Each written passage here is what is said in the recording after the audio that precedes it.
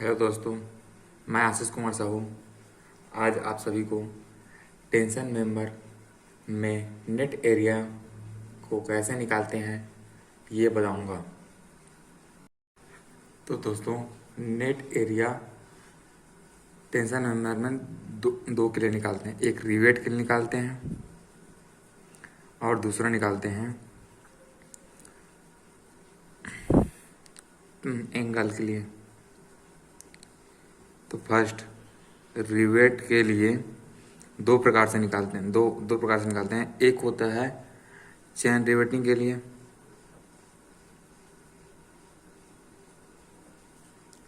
तो दूसरा होता है स्टेगर्ड के लिए, स्टेगर्ड रिवेटिंग के लिए। तो फर्स्ट देखते हैं फॉर चैन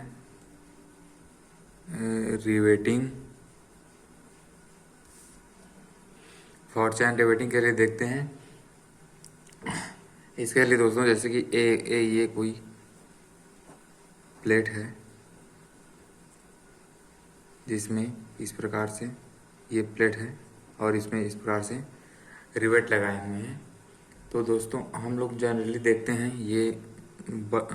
तो दोस्तों जैसे कि दो प्लेट को जोड़ा गया है, ये कोई प्लेट है, इस प्रकार से कोई प्लेट को जोड़ा गया है और इसमें रिवेटिंग किया गया है। तो रिवेटिंग किया गया है, चैन रिवेटिंग है। क्या रिवेटिंग है? चैन रिवेटिंग है। तो चैन रिवेटिंग के लिए ये हम लोग का जैसे कि ये हो गया बी, हो गया विड्थ ऑफ प्लेट हो गया, और ये इसके अपोजिट ये फोर्स लग रहे हैं दोस्तों। ये हो गया हमारा एक्स हो गया, यानी रिवेट लाइन हो गई, यानी कि इस रिवेट लाइन में हम लोग का दो है तो एक्स की वैल्यू दो होगी। वैसे अगर यहाँ पर अगर तीन होते, ऐसे करके तीन होते, तो ये हमारी एक्स की जो वैल्यू होती वो 3 होती, क्योंकि हमारी रिवेट लाइन में 3 रिवेट आ रहे हैं इसलिए 3 होती। और बाकी तो दोस्तों मैं आपको बता दूं कि हम सबसे पहले नेट चैन रिवेटिंग में फर्स्ट देखते हैं नेट विड्थ ऑफ प्लेट ये कितना है। तो सबसे पहले ये देखने के लिए हम लोग को ये पता है कि इसकी जो चौड़ाई है, जो प्लेट की चौड़ाई है वो बी है। तो दोस्तों बी है तो बी माइनस कर देंगे क्योंकि पूरे का है, और इसमें जो नंबर ऑफ एक्स है, नंबर ऑफ रिवेट है, वो एक रिवेट लाइन से हमें पता चल रही, तो एक सा होगा रिवेट लाइन। और चूंकि दोस्तों जैसे कि रिवेट है तो रिवेट का डायमीटर हम लोग डी लेते हैं, रिवेट का क्या डायमीटर को हम लोग डी लेते हैं, रिवेट के डायमीटर को हम लोग डी लेते हैं। तो डी ना लेकर यहाँ पर हम लोग को होल लेना है, तो रिवेट के होल को लेंगे क्योंकि उतने स्पेस में हम लोग के लिए कुछ नहीं होगा। तो क्या करेंगे, डी लेंगे। तो इसके लिए हम लोग कैपिटल डी का यूज करेंगे जो होल डायमीटर होगा। तो एक से इंटू डी हो जाएगा और कोष्टक बंद करके ये हम लोग का हो गया विड्थ ऑफ प्लेट जो कि नेट में रहेगा। अब इसी में दोस्तों हम लोग को क्या निकालना है, नेट एरिया। तो एरिया इज इक्वल होता है विड्थ इंटू लेंथ। तो इसमें लेंथ की बात नहीं करते हैं हम लोग, किसकी बात करते हैं, हम लोग इसमें बात करते हैं टी, विड्थ और थिकनेस। तो विड्थ और थिकनेस को लेते हैं दोस्तों, किसको लेते हैं, विड्थ और थिकनेस को, इन दोनों को हम लोग लेते हैं। तो दोस्तों हम लोग का जो नेट एरिया है इसको अगर मैं ए नेट से डिनोट करूं तो इसके लिए फार्मूला हो जाएगा वी डब्ल्यू विथ का वैल्यू हम लोग रख देते हैं, ये विथ का वैल्यू है, ये जो है विथ का वैल्यू है, तो इसका वैल्यू रख देते हैं। तो बी माइनस एक्स डी ये कोष्टक और इंटू टी। तो ये हम लोग का ए नेट का फार्मूला हो गया है B minus X D into T, ये यहाँ पे है। ये हम लोग का चेन रिवेटिंग में नेट एरिया निकालने के लिए फार्मूला हुआ। ये इस प्रकार से ये आपको फार्मूला प्राप्त हो जाएगा दोस्तों।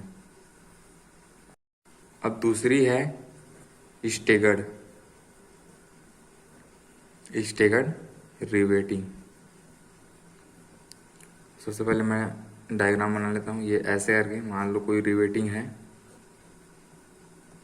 ये अपोजिट डायरेक्शन में फोर्स लग रही है, टेंशन मेंबर है दोस्तों, तो टेंशन लग रही है ये आप प्लेट के अपोजिट में। इसके बाद ये रिवेटिंग होती है, स्टेगर्ड रिवेटिंग होती है, जिसको हम लोग जिग जैग रिवेटिंग भी बोलते हैं। कौन सी रिवेटिंग बोलते हैं? जिग जैग रिवेटिंग बोलते हैं। ये ऐसे है, तो ये जस्ट एक दूसरे के यानी एक तरफ को देखने से दूसरे तरफ को तो हम लोग उसको ये सेम होता है। तो जैसे कि आप लोग को मैं बता दूं, ये जैसे कि हम लोग का हुआ चेन रिवेट लाइन, ये रिवेट लाइन हुआ, और ये ऐसे करके रिवेट लाइन होती है। ये ऐसे करके रिवेट लाइन, इसमें ये ऐसे करके रिवेट लाइन होती है दोस्तों। ऐसे करके आप लोग देख पा रहे होंगे, ऐसे करके रिवेट लाइन होती है। और जैसे कि आप लोग को मैं बता दूं, ये फोर्स है, ये क्या है? फोर्स है। तो फोर्स के जो पैरेलल जो समानांतर जो पैरेलल लेंथ होगी, जो दोनों रिवेट के बीच का डिस्टेंस होगा, इसको हम लोग बोलते हैं पिच। क्या बोलते हैं दोस्तों? पिच। और जो दो रिवेट लाइन फोर्स के, किसके? ये फोर्स के परपेंडिकुलर लेंथ होगी दो रिवेट लाइन के बीच की, उसको हम लोग बोलते हैं गेज। जी से डिनोट करते हैं और बोलते क्या हैं? तो गेज बोलते हैं उसको, गेज लाइन। और ये पिच हो गया। इसमें करते क्या है हम लोग को? जैसे कि ये पता है कि इसकी जो विड्थ है वो क्या है? बी है। तो सेम जो पहले किए हम लोग ए नेट निकालने के लिए पहले क्या किए थे? विड्थ लिए थे बी माइनस किए थे एक्स जो रिवेट लाइन है, और क्या? डायमीटर ऑफ होल, तो उसको कैपिटल डी से डिनोट करते थे। तो ये ऐसा हो गया। और टी थिकनेस, ये दोस्तों पहले हम लोग इतना किए थे। अब उसमें क्या है? स्टेगर्ड जो रिवेट है वो क्या होती है? जो चेन रिवेट होती है उससे कुछ ज़्यादा हम लोग को स्ट्रेंथ प्रोवाइड करती है। इसके लिए हम लोग को जो नेट एरिया मिलता है वो कुछ एक्स्ट्रा होता है।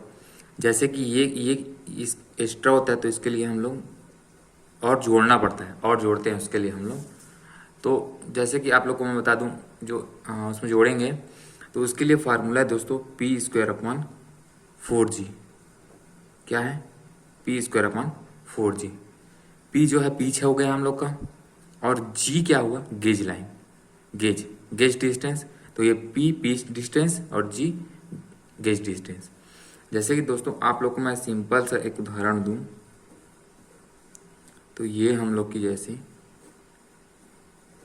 कोई प्लेट है और इसमें हम लोग ये स्टेगर्ड रिवेट प्रोवाइड किए हैं। कौन से रिवेट प्रोवाइड किए हैं? Staggered rivet. तो स्टेगर्ड रिवेट प्रोवाइड किए हैं, तो एक ये चेन रिवेट लाइन हो गई, ये एक हो गई, और एक इधर से रिवेट लाइन हो गई, ये ऐसे रिवेट लाइन, ये ऐसे रिवेट लाइन।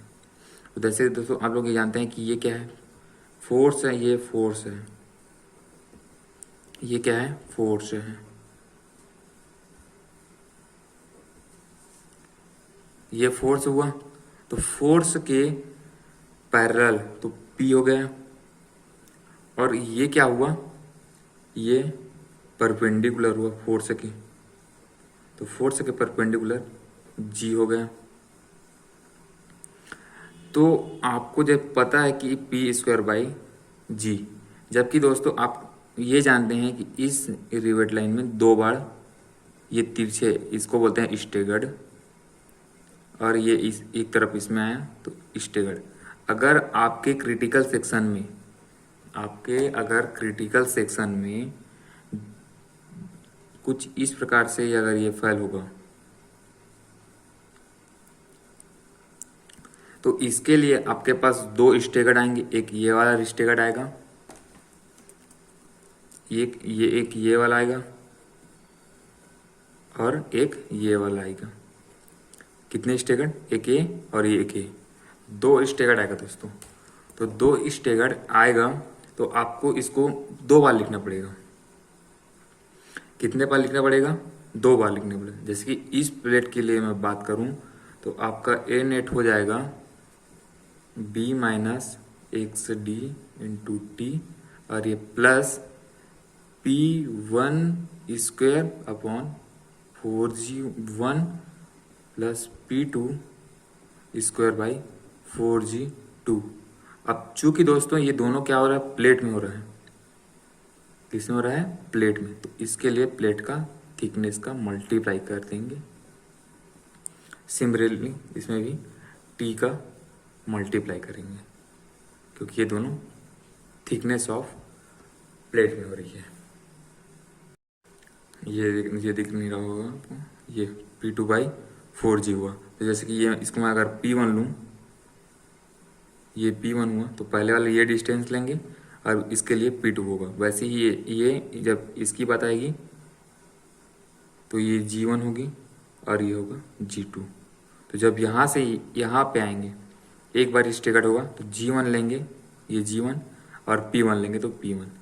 वैसे ही जब हम दूसरी बार यहाँ से यहाँ आएंगे तो इसके लिए P2 और ये वाली लेंथ, तो ये वाली लेंथ G2 हो गई हम लोग की। इस प्रकार से ये हो गया